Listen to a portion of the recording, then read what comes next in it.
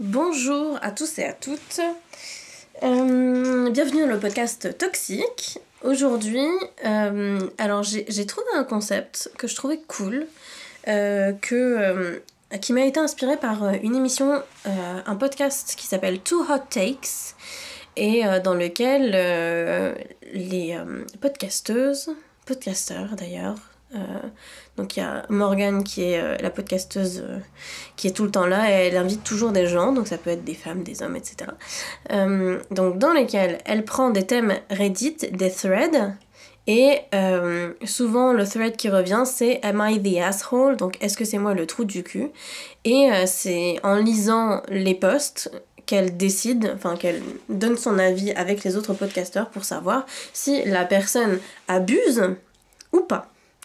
Et je trouvais que le concept était génial et je trouve que ça s'adapte parfaitement à tous les témoignages que je reçois, parce que souvent on me demande mon avis pour savoir si est-ce que ce qui m'est arrivé est absolument normal ou est-ce que c'est moi qui abuse.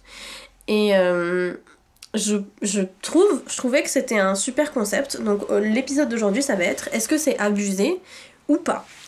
Et du coup petit trigger warning, on va parler de beaucoup de choses, on va parler de maltraitance physique, de maltraitance psychologique, on va parler de sévices sexuels, d'inceste, on va parler de plein de choses comme ça, donc si vous êtes très sensible à ce genre de sujet, tous les sujets qui touchent à la maltraitance, n'écoutez pas cette émission. Aujourd'hui, il y aura deux témoignages, et ces témoignages, je les ai reçus sur Instagram.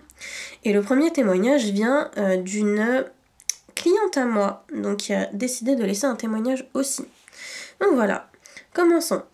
Bonjour Tévi, je voulais témoigner de nombreuses fois pour tes podcasts, mais je me suis retrouvée dans tous les thèmes alors je n'arrivais pas à me décider.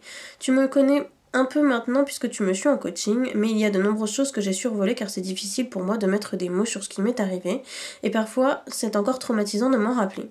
Je vais essayer d'être concise, mais ça va être difficile. Attention, les choses que je vais évoquer parlent d'inceste, de pédophilie et autres, je ne voudrais traumatiser personne avec mon histoire. Les premières violences dont je me souviens, j'avais à peine 3 ans. Mon grand frère de 3 ans, de plus que moi, se faisait déculotter sur un parking devant un restaurant. Mon père l'a frappé tellement fort sur les fesses qu'il est remonté dans la voiture sans se rhabiller. J'ai 21 ans et me souvenir de ce moment me donne encore la nausée. C'était non seulement violent, mais aussi humiliant pour mon frère et très traumatisant pour moi. Nous étions pudiques entre nous, mais il pleurait tellement qu'il n'avait pas remonté son caleçon et ça m'avait beaucoup marqué. La seconde fois dont je me souviens, je ne devais pas être beaucoup plus grande, peut-être 4 ans. Il était tard dans la soirée, j'étais avec mon chat en peluche dans la salle de bain et je mettais du vernis sur les pattes de mon doudou. Mon père est arrivé, m'a sorti violemment par le bras. Il m'a déculotté et m'a frappé de nombreuses fois sur les fesses, tellement fort que j'en ai eu des marques rouges vives pendant toute une journée. Je me rappelle encore de la douleur et du choc que ça a été pourtant j'étais très petite, Mon père me frappait, mon grand frère et moi. Il a continué à nous donner des fessées qu'il disait entre guillemets éducatives jusqu'à notre adolescence. Je me souviens vers 15 ans, je lui posais la question et il me disait « C'était pour vous éduquer, je pensais que c'est en ayant mal que vous apprendriez ». Et lors de disputes, il me disait souvent « C'est du passé, aujourd'hui je ne vous frappe plus, il faut que tu passes à autre chose, je sais que tu m'en veux encore mais tu dois me pardonner ». Mais il était incohérent. Et un jour il m'a dit en hurlant « Vous, je ne vous ai jamais frappé, moi j'ai subi des violences, vous ne connaîtrez jamais ce que j'ai vécu, vous devriez m'être redevable ». Ensuite, c'était des bagarres jusqu'à avoir des bleus. Quand j'étais adolescente, c'était devenu plus violent. Je fuguais parfois, et je me souviens qu'une fois il m'a couru après. Quand il m'a rattrapé, il m'a giflé, je suis tombée dans un fossé, et il m'a traînée par terre jusqu'à la maison, devant les résidences voisines qui n'ont d'ailleurs jamais rien signalé. Il était toujours dénigrant et rabaissant, et ma mère ne disait rien, regardait parfois même, participait au rabaissement et à la négligence. Elle me disait « Tu l'as cherché. En même temps, c'est toi qui as commencé. » Quand j'ai eu 17 ans, il me semble, mon père m'a violemment giflé. Je me suis pris le mur de la porte avec mes lunettes qui sont tombées avec moi. Ensuite, il m'a donné des coups de pied et pour finir, il m'a étouffée en me serrant très fort. Je n'arrivais plus à respirer et il a fini par me lâcher quelque temps après. Mais ce qui m'a fait le plus mal ce soir-là, ce n'est pas la violence physique. Tout était parti d'une dispute, il se moquait de moi, était très dénigrant, il m'insultait. Je me suis mise à pleurer et là, il m'a fait un grand sourire, il a rigolé. Il était heureux de me voir pleurer. C'était la première fois que je me rendais compte qu'il se délectait de notre souffrance. J'étais tellement choquée que j'ai moi aussi commencé à crier. La réaction de mes proches m'a fait beaucoup de mal aussi. Ma mère a vu toute la scène puisqu'elle était dans la cuisine avec nous. Elle n'a pas du tout réagi. Et quand mon père eut fini avec moi, j'étais paniquée, j'avais cru mourir et je disais à ma mère « Appelle la police, appelle la police ». Mais elle a dit que c'était moi qui avais commencé. Et quand j'ai eu mon grand frère au téléphone, il m'a répondu « Maman m'a dit que c'est toi qui avais commencé ». Quand j'ai eu 10 ans, au tout début de ma puberté, j'ai subi des attouchements de la part de mon père que je ne pourrais tout expliquer ici. À partir de là, ma puberté a été un véritable enfer. Mon père m'a sexualisée très tôt, à 10 ans, et il me touchait souvent les fesses ou faisait des remarques sur ma poitrine. Même si on lui disait non avec ma petite sœur de 5 ans de moins que moi, il disait que c'était pour rigoler, ou alors se mettait en colère. Comment tu peux penser ça de moi, je suis ton père, tu es ma fille, je fais ce que je veux.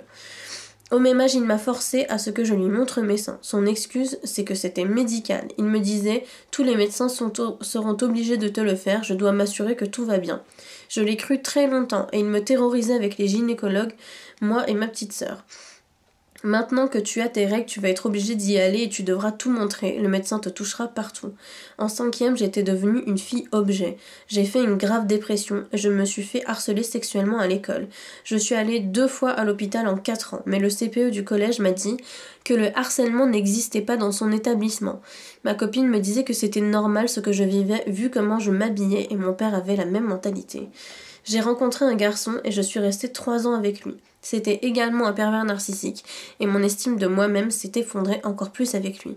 J'étais nulle, je savais rien faire, j'étais moche. J'ai découvert ma sexualité très tôt, sans consentement, et plus tard je me suis rendu compte que mes expériences relevaient de l'abus de mineurs et parfois même du viol. J'ai été entourée d'une armée de psychologues, psychiatres, médecins, assistants sociaux, police. Personne ne nous écoutait, moi, mon grand frère, ma petite sœur et mon petit frère. Les services sociaux ont été un véritable désastre et sont repartis comme si de rien n'était. Quand j'avais 13 ans environ, mon père nettoyait le nez de ma petite sœur avec une poire. Il la faisait pleurer tellement il lui faisait mal. Je lui disais que je voulais bien m'en occuper car elle me faisait de la peine. Il a menacé de me frapper et mon grand frère a eu peur, alors il a appelé la police. Quand la police est arrivée au domicile, mon père s'est mis à pleurer et ils ont écouté sa version. Vous vous plaignez quand on dit « Hey cab », mais c'est pour ça en fait. Quand la policière est revenue vers moi, elle m'a dit qu'il fallait que je me remette à ma place. L'autre policier a dit qu'il ne pouvait pas intervenir pour des problèmes aussi futiles. Pendant des années après, à chaque fois que mon père voulait me faire du mal, il me disait « Remets-toi à ta place ». Hey cab, les gars. Hey cab. Mais après tout ce que j'ai subi, pardon, c'est les violences psychologiques qui avaient fait le plus de dégâts en moi. Du moins, c'est comme ça que je le perçois aujourd'hui. Le dénigrement constant, le manque de repères et de confiance en moi, dû à ce manque d'amour, a créé en moi une énorme dépendance et une faille immense. Il était fin manipulateur, et à part dans ses crises de colère, ses critiques étaient habiles comme s'il savait où était notre limite. Il insinuait que je ne serais jamais capable de rien, m'insultait dans mon dos, mentait à mes frères et sœurs. Il me faisait croire que je ne serais jamais capable de quitter la maison ou de faire quoi que ce soit. En revanche, il nous retournait le cerveau, car il prenait un malin plaisir à recoller ce qu'il avait cassé en nous. Ah, et si on enlevait le son de l'ordinateur, tiens. Hop là. Très bien. Elle prenait un malin plaisir à recoller ce qu'il avait cassé en nous. Mais ne t'inquiète pas, je m'en occuperai à ta place, je suis là pour toi. Il se rendait indispensable pour m'empêcher d'être autonome. Quand il nous frappait, il retournait la situation. D'abord, il nous insultait pour nous faire réagir. Ensuite, il nous faisait culpabiliser. Ou alors, il nous ignorait pour ensuite nous pardonner, comme si c'était de notre faute. Sa phrase fétiche « Je t'aime quand même ». Qu'est-ce qu'on avait fait ? Rien. Et si nous n'étions pas d'accord pour lui pardonner, il nous disait « Moi je t'ai tendu la main, c'est toi qui veux pas passer à autre chose ». Il nous achetait. Plus les violences étaient grandes et plus ses cadeaux étaient chers. Et il fallait lui être redevable, sinon on était ingrats. Tous mes amis autour de moi me disaient que j'avais des parents formidables. J'ai longtemps été isolée, car mes parents manipulaient notre entourage pour mieux nous contrôler. Aujourd'hui, ça fait 1 an que j'ai porté plainte. Mon père est en contrôle judiciaire, et je suis loin de ma mère. Ma mère m'en veut d'avoir porté plainte, mais ne reconnaît pas que c'est moi qui ai sauvé notre famille. Elle raconte aux autres que c'est elle qui a fait les démarches. Elle m'a dit de dégager de la maison à 19 ans. Mon anniversaire était le 18 mai. Ça fait 2 mois qu'elle ne m'a pas parlé. Elle m'a envoyé un message très superficiel sur les réseaux sociaux pour faire bonne figure devant ses amis, mais elle ne m'a toujours pas appelé ni répondu à mes messages. Voilà, j'ai encore tant de choses à raconter, mais je pense que ça fait déjà beaucoup. Merci d'avoir écouté.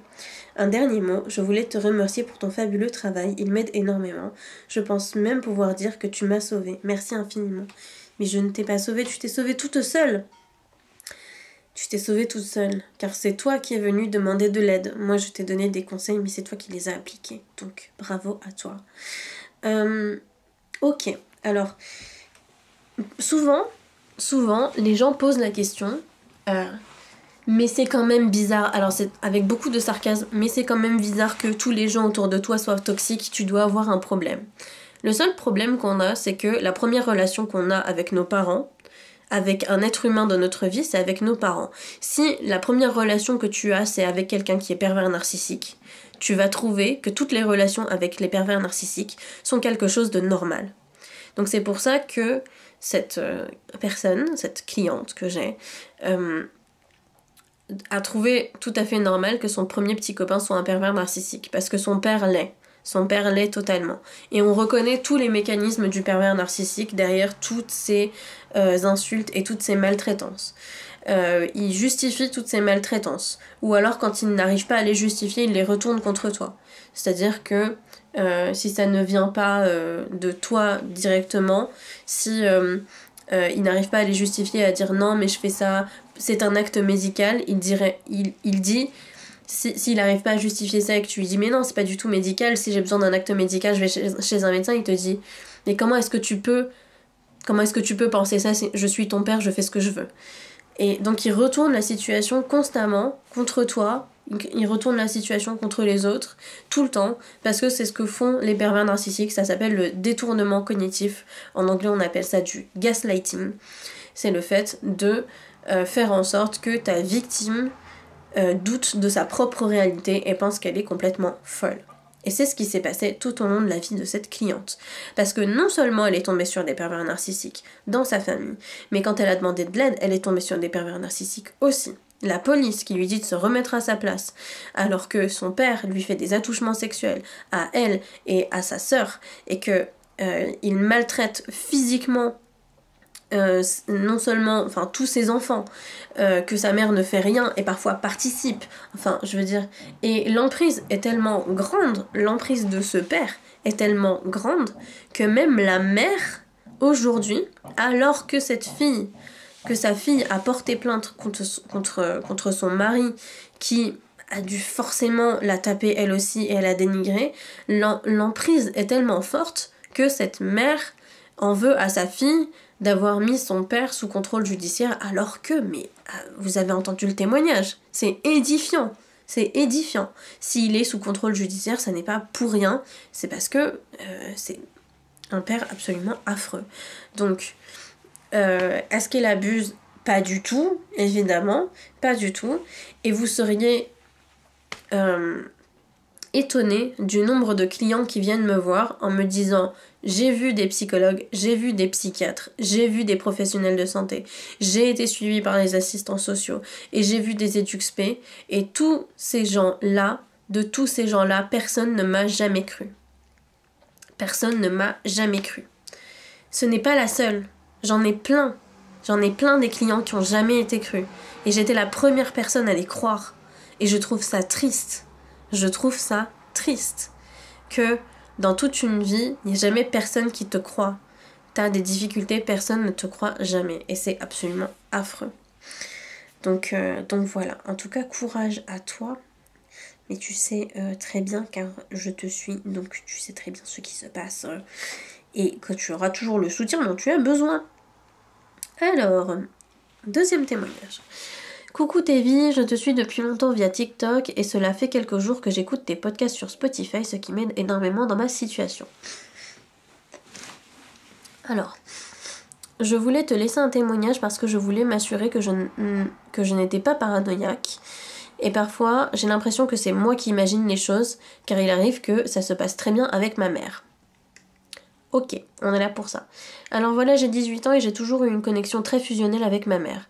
Quand j'étais petite, Cependant, je viens de remarquer grâce à tes TikTok que ce n'est pas normal, je n'ai jamais eu une très grande connexion avec mon père, car ma mère me répétait depuis la primaire que mon père est quelqu'un de méchant, égoïste, qui lui a fait du mal en l'enfermant et la laissant seule avec moi étant bébé, dans un appartement sans rien, quand il allait travailler.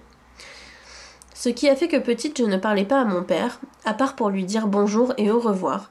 Cela a continué jusqu'à mes 16-17 ans. Ouf. Elle me racontait toutes les histoires de famille alors que j'étais très jeune, 6-7 ans, et lorsque je faisais quelque chose qui ne lui plaisait pas, Elle m'insultait et me frappait en me disant que j'étais comme mon père. Elle me faisait des remarques violentes sur mon physique en disant que je ressemblais trop à la sœur de mon père, que ma mère n'aime pas, et que j'étais comme eux. Cela me faisait beaucoup de peine, mais ils étaient apparemment méchants avec elle, et je peux bien croire car la belle famille, d'après beaucoup de personnes, n'est pas très respectueuse envers ma mère, et ils lui ont toujours fait des remarques par rapport à son poids, etc. Ce qui fait qu'elle n'avait que moi, étant donné que j'étais l'aînée pour l'écouter, alors je l'écoutais des heures. Je ne me rappelle pas vraiment de mon enfance, sauf lorsque je la passais chez ma mamie, du coup la mère de ma mère, je suppose, mais c'est tout. Il y a plusieurs événements dans mon enfance qui m'ont cependant très marqué, comme lorsque j'avais sans faire exprès fait bugger son téléphone et qu'elle m'a dit que j'étais bonne à rien. Elle m'a tabassé et a brisé son téléphone par terre avec un objet plusieurs fois en disant qu'elle ne me ferait plus confiance. Elle m'a ensuite plus parlé pendant plusieurs semaines alors que j'étais en CM1. J'en souffrais beaucoup. Car lorsqu'elle voulait que je fasse quelque chose, elle ne m'appelait pas par mon prénom, mais en m'insultant de chienne et de pute. En CM1, on a quel âge en CM1 ? En CM1, on doit avoir... je sais pas. En CP, on a 6 ans, je crois. CE1, CE2, 7, 8, CM1, 9 ans. À 9 ans, on fait ça à ses enfants ? Ok. C'est grâce à mon père qui lui a parlé car un soir je pleurais, qu'elle m'a reparlé, mais je devais m'excuser. C'est quoi ce délire ? Elle m'a aussi fait ce coup-là plusieurs fois où elle ne me parlait pas pendant des jours et des jours, mais je ne me souviens pas des raisons, peut-être que c'était de bonnes raisons. J'ai encore beaucoup de choses à dire par rapport à mon enfance, mais pour ne pas faire trop long, je m'excuse d'avance. Je vais citer quelques éléments qui m'ont fait beaucoup de mal et plutôt actuels. Petite, mon cousin m'a brûlé l'épaule au fer à repasser pour ne pas porter plainte et le protéger. C'était un enfant aussi. Ma mère m'a dit de dire au médecin que le fer à repasser est tombé sur moi, ce que j'ai fait. J'ai suite à cela eu une opération qui s'est mal passée et j'ai été indemnisée d'une grande somme, 7 000 ou 8 000 euros si je me souviens bien, qui ont été mis dans un compte gelé jusqu'à mes 18 ans pour moi. Lorsque j'ai voulu parler de mon projet de partir étudier dans une autre ville à ma mère, parce que j'en peux plus de me faire insulter et tabasser tous les jours, elle m'a de nouveau insultée en disant que ce compte en banque n'a jamais existé. Alors que je me souviens très bien des courriers qui venaient chez elle lorsque j'étais petite, comme quoi j'ai dû être indemnisée. Je pense que cet argent a été utilisé autre part, mais pas pour moi, ce qui m'a fait de la peine, car en fin de compte c'est moi qui garde la cicatrice sur mon épaule, et c'était à moi que cet argent revenait. Je voulais l'utiliser pour l'année prochaine, sauf que je me retrouve sans argent en poche.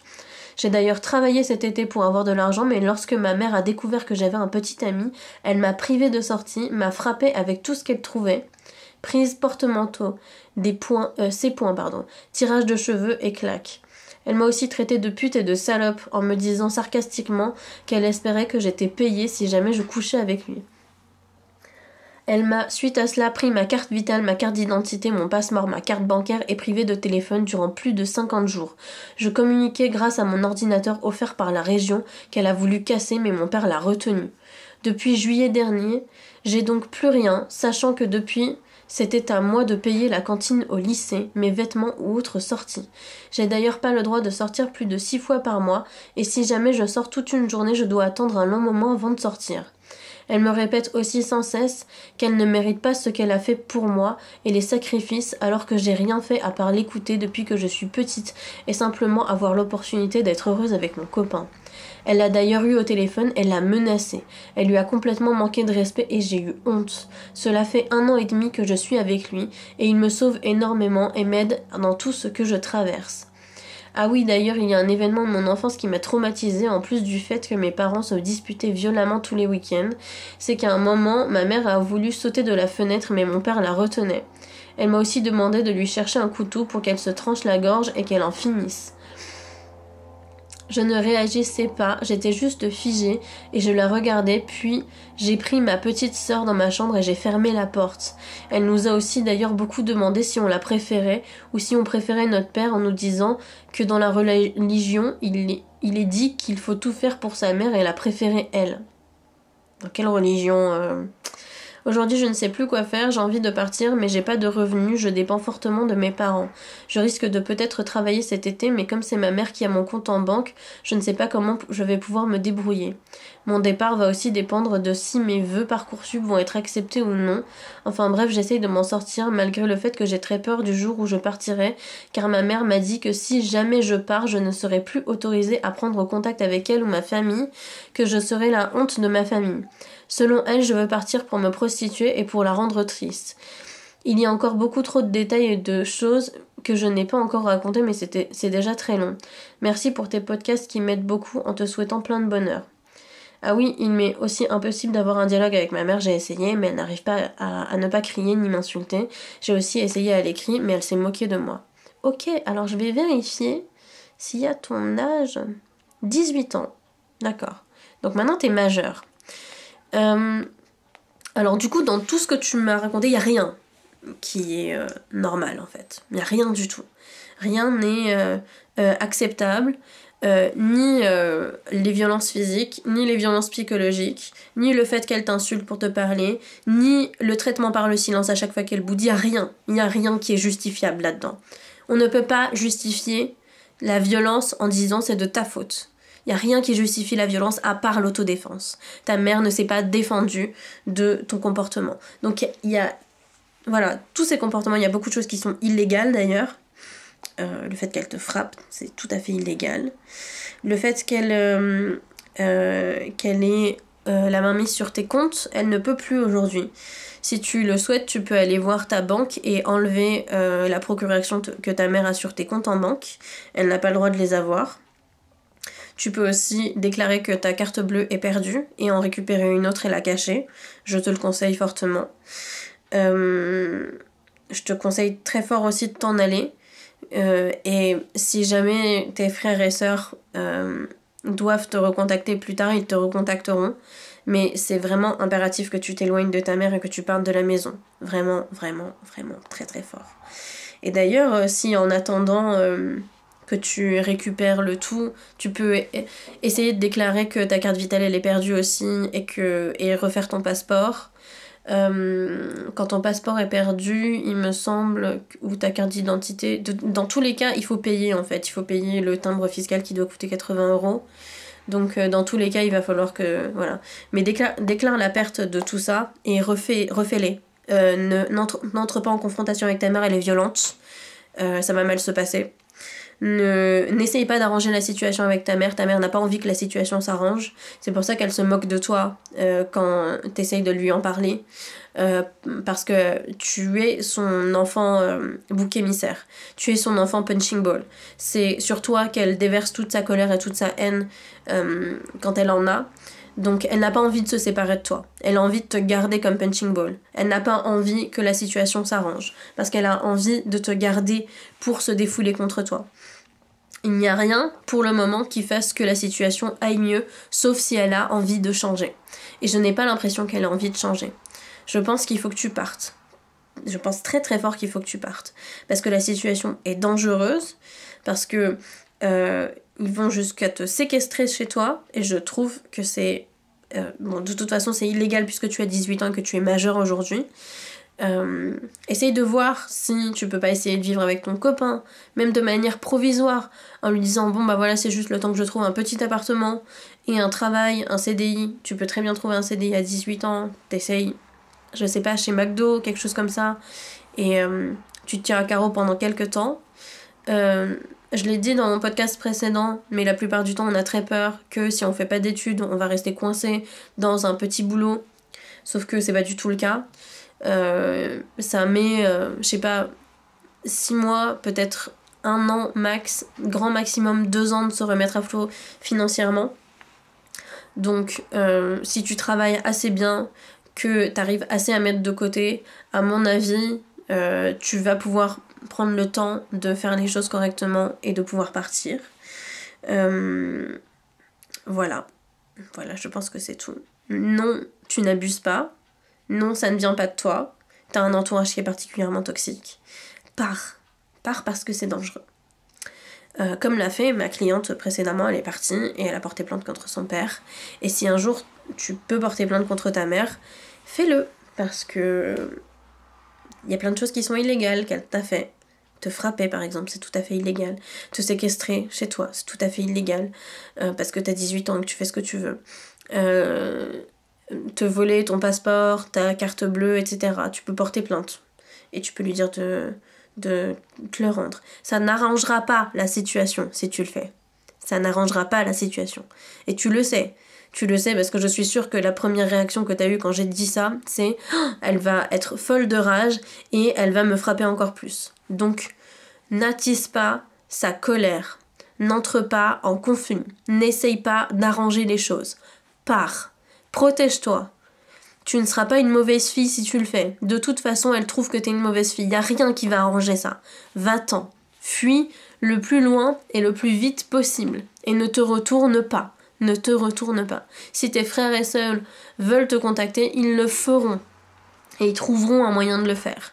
Mais ne pense pas à eux en t'en allant. Pense à toi. Pense à toi. Voilà, je crois que c'est tout. Moi, je sais que c'est une émission qui est... c'est un podcast qui est très court aujourd'hui. Enfin, très court. 25 minutes, c'est assez long, mais ça va. Qui est assez court par rapport aux autres. Mais c'est vrai que...